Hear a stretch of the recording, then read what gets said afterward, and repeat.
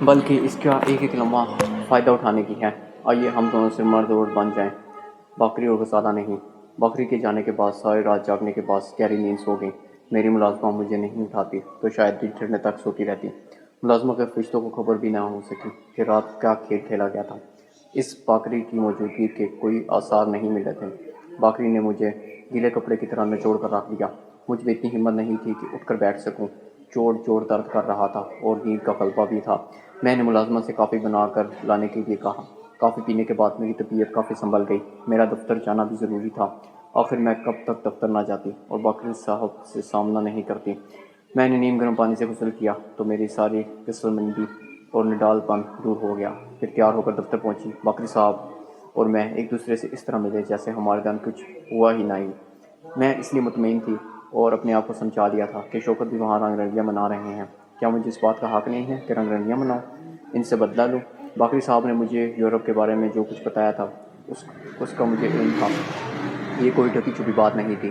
حسب معمول ہم دونوں دفتر سے نکلے، پھر اس ریسٹورنٹ میں آگے جہاں ہر شام چائے پیتے اور کلب سینڈوچز کھاتے تھے۔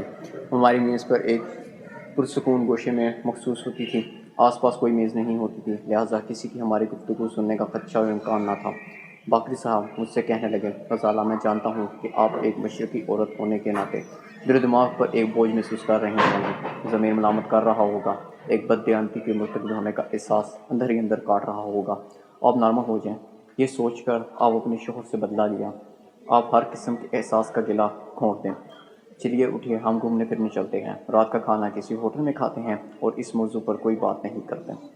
بکری صاحب سحر انگیز شخصیت کے مالک تھے۔ ان کی باتیں، ہنسی، مذاق اور لطیفوں نے مجھ پر جادو کر دیا تھا۔ میں نے انہیں رات 9 بجے گھر پر ڈراپ کیا تو وہ بولے، کیا ایسا نہیں ہو سکتا آج کی رات میں آپ کے ہاں آ جاؤں؟ میں ٹھیک 12 بجے آ رہا ہوں، دروازہ کھلا رکھیے، گھنٹی بجانے کی نوبت نہ آئے۔ میں نے کوئی جواب نہیں دیا۔ عجیب اتفاق دیکھیے کہ میں گھر میں پہنچی تو ملازمہ جانے کے لیے بیٹھی تھی۔ اس کا بیٹا اسے لینے آیا۔ اس کی سمندن سرگودا سے آئی ہوئی تھی۔ اسے وہ 2 دن کی چھٹی چاہیے تھی۔ میں نے بعد الخواستہ اسے چھٹی دے دی۔